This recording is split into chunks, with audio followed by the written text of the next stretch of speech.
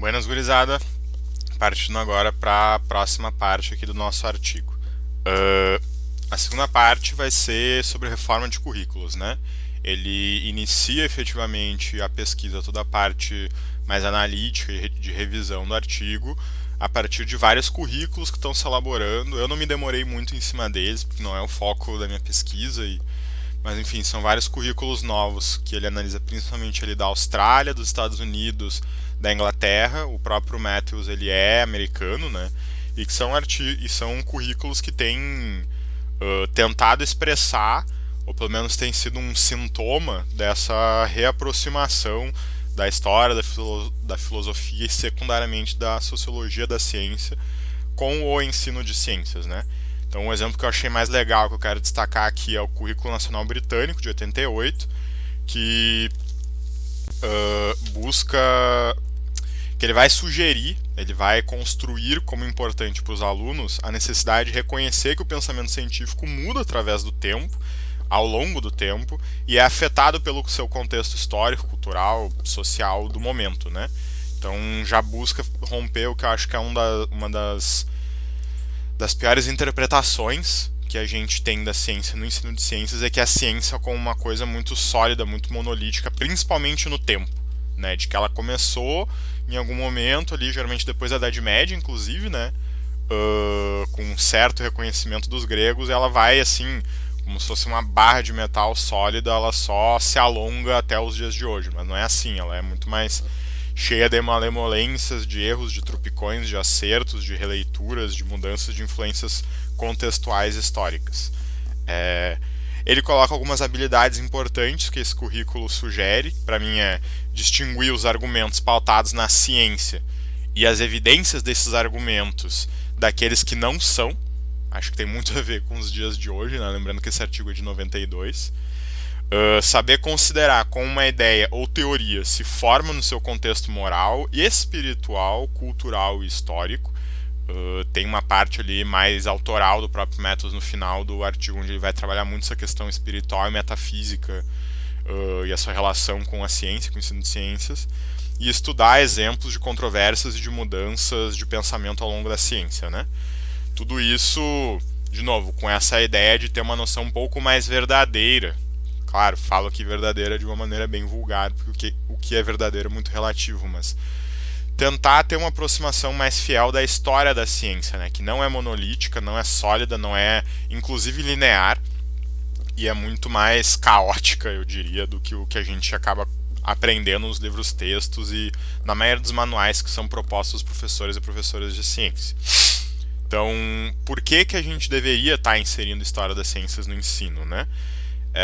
Primeiro porque as muitas generalizações que a gente faz sobre as ciências, sejam das teorias, sejam de alguns conceitos, sejam inclusive de processos históricos da ciência, elas não fazem sentido sem um exemplo concreto.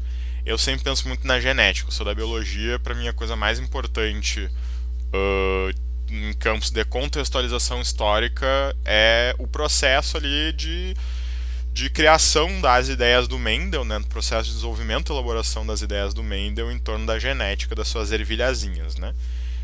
Não consigo hoje dar uma aula de genética sem passar pelo processo e pela contextualização histórica pelo qual o Mendel passou para, ali com as suas ervilhazinhas, descobrir as suas leis da genética. E também tem episódios da história da ciência que são muito importantes para a nossa herança cultural, né? Ele vai voltar várias vezes aqui, acho que todos esses autores estadunidenses e europeus aí do século XX dão uma importância muito grande para a revolução científica, para o renascimento científico, né? E várias vezes vamos estar voltando para isso no artigo. E meio que no fim a conclusão desse tipo de currículo, de novo, ele vai passar ali por várias ideias, por experimentos de Harvard, ele retoma várias vezes o projeto de física de Harvard e tudo mais. A gente precisa construir nos alunos, nos estudantes, a ideia de que é importante entender que há perguntas para serem feitas, mais do que respostas que a ciência nos dá, né? E até mais do que ser importante fazer essas perguntas, entender quais respostas seriam válidas para essas perguntas. Quais as evidências que poderiam sustentar esse tipo de resposta. Isso é o pensar ciência dentro do ensino de ciências. Isso seria para onde nossos currículos deveriam estar apontando, né? A necessidade de fazer perguntas, o entendimento de que tipo de resposta seria válido para essas perguntas e que tipo de evidência sustentaria essas respostas, né? E por fim, isso para mim me tocou muito, assim, a coisa que mais tocou, não só nessa sessão, mas no artigo inteiro, de que vários teóricos do currículo vêm apontando a necessidade de reduzir os conteúdos curriculares no ensino de ciências, né? A Associação Americana de Avanço, a American Association of Advancement of Science, de Progresso das Ciências, em 1989 publica uma proposta de currículo e fala que os currículos hoje de ciências são entupidos, mas mal nutridos. Tem um volume muito grande de conteúdo, mas que são trabalhados de uma maneira... Eu sou professor de biologia, acho que a biologia é onde a gente mais tem um volume de conteúdo, mais tem uma lista enorme de conceitos e de conteúdos que tem que ser passados.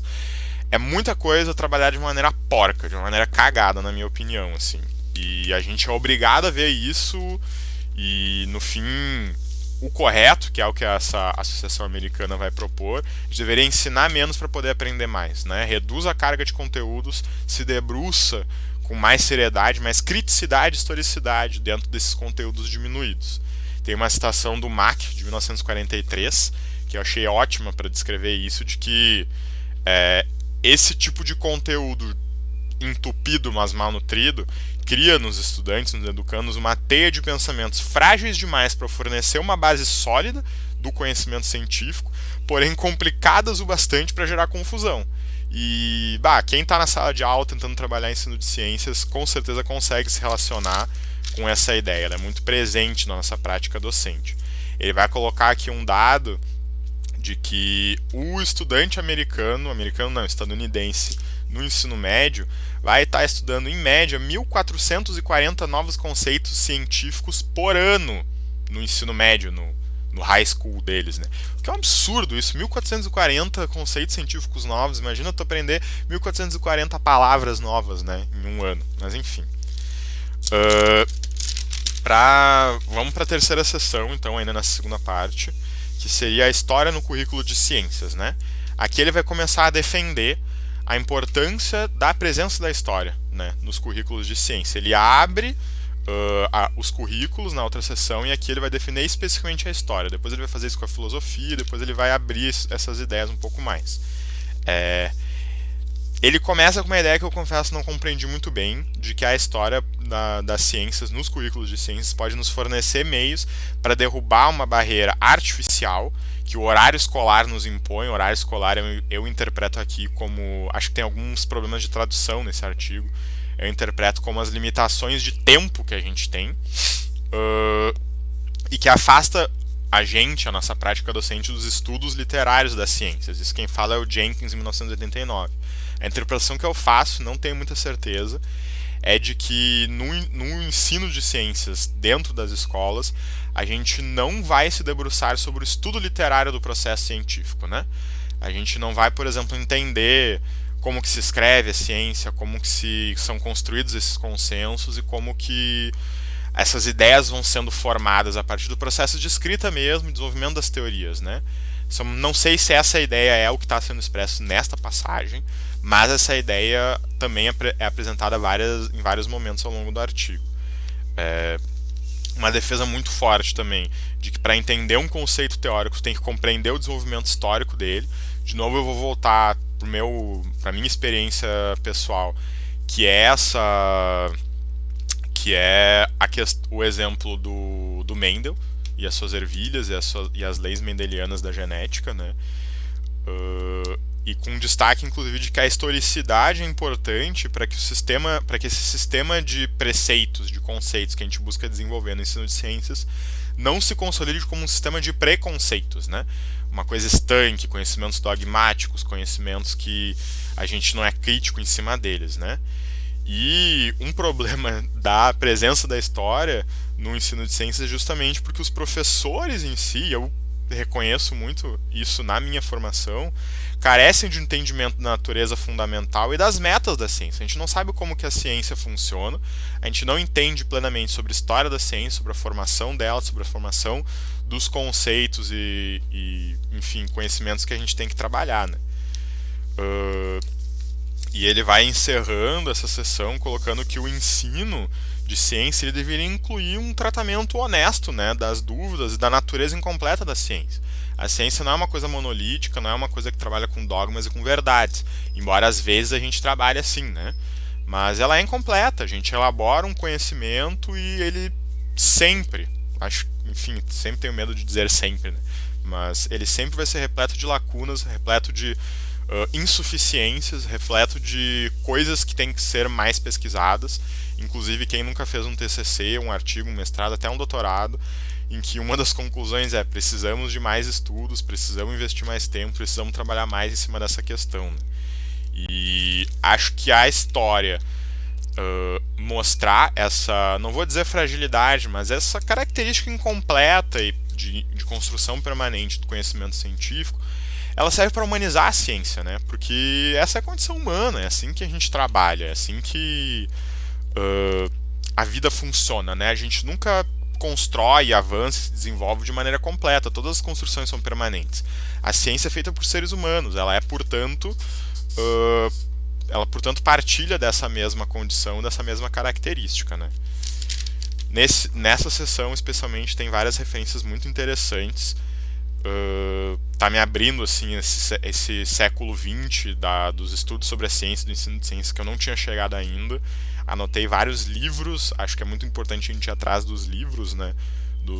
Dos corpos teóricos, dos livros textos. Tinha um professor na faculdade que me dizia muito isso. Tem que ir para as teorias mais grossas, mais bem embasadas dos livros e não ficar preso só nos artigos, né? A seguir, terceira parte.